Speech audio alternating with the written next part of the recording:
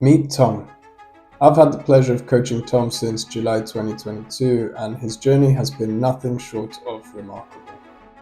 As a personal trainer, we often throw out statements like, consistency is key, movement is medicine, or hard work pays off. I can confidently say Tom is testament to all those things. In this video, I get the opportunity to sit down with Tom and ask him 15 questions. His dedication to self-improvement has genuinely been inspiring. I know there are people who may be in need of some inspiration. This video is for you. Question number 1. Would you rather go a year without desserts or have to eat a spoonful of wasabi every single day? I think a year without desserts I could do pretty well. You know, the new healthier me only has sort of puddings or dessert maybe once, twice a week. Sure. On account of my mother, if I see her. So, you know, I could do that very easily. I don't want to put myself through the wasabi torture. Perfect. Cool. Question 2. One thing you can't live without? It would be music. It would be my record collection. I think as I've got older, I've realised how having a physical copy of a record it's not just the music. It's like a photograph. It's a memory of where I was with that stage of my life. So essentially, I've collected this sort of series of memories. So that's really important to me. Love that. Love that. Okay, number 3. If you could only wear one type of shoe for the rest of your life, what would it be? I was going to say Skechers, and then I thought maybe that would be the answer to the question, what are you afraid of? So I think it would have to be just a slip-on plimp sole, which I wear. I have several pairs of this Austrian brand. Yep. I wear them, and they've lasted 4 or 5 years. They're in great shape. So anything with that laces, slip straight in.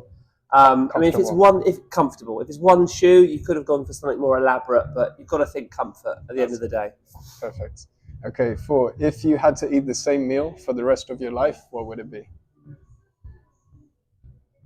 was going to say hotel buffet breakfast. That's cheating. That's being creative, because you do put it all on the same plate. True. But if I had to stick to the rules to the question, it would have to be the pork Milanese with spaghetti from Bosco. Yes, that's really. I could easily eat that every day. Nice, love that. Okay, 5. Do you feel older or younger than your age? That's a good question. I think I probably feel about the age I am, 46. I think I felt and looked younger until having a child. And then I think it's all rapidly caught up with me, both sort of physically, you know, and appearance, you know, in terms of what I look like and what I can manage. So I think I'm probably spot on. Maybe early 40s. Let's go for let's be a bit optimistic. Yeah. Nice. What was your favorite thing to do as a child that you would love to still be able to do as an adult? I think it's play sports. Okay.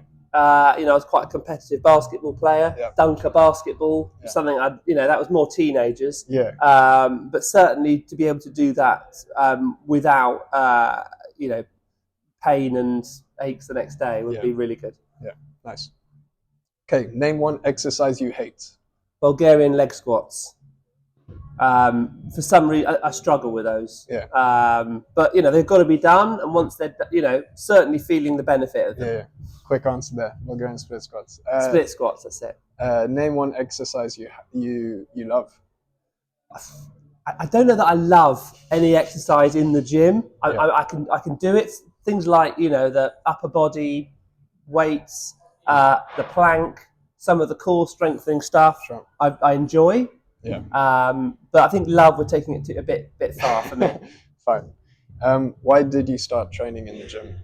I started training because I had a very bad lower back, and I was told by a surgeon that I could either have an operation or I could try just getting fit and building some core strength, which is what I've been doing for the last year and a half, 2 years. Yeah.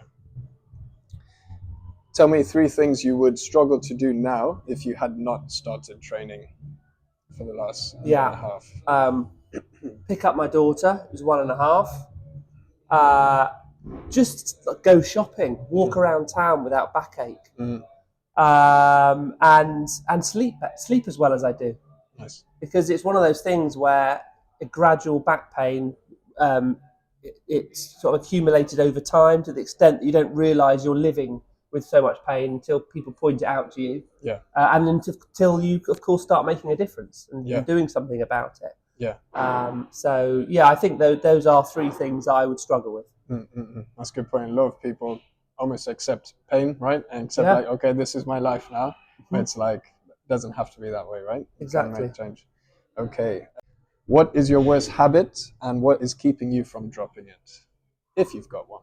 I think sugar, and that could come in the form of alcohol, chocolate, cakes. I find particularly if I'm working, I need to focus and concentrate. I associate work with a bag of something, or particularly if I'm working in the library above Waitrose, easy to pop down, get a bar of chocolate. So what's keeping me from breaking it probably is if I knew more. Well, I do know, but I think it's one of those things where you think it's only a small vice, and as long as it's not too regular, then it's okay. Which is fair. Yeah, which is it. But of course, I could. I'm not making the progress that I want, that I'd like to have made in the gym. And it's sugar that's holding me back.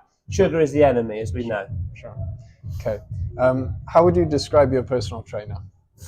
That's a good one. Dedicated.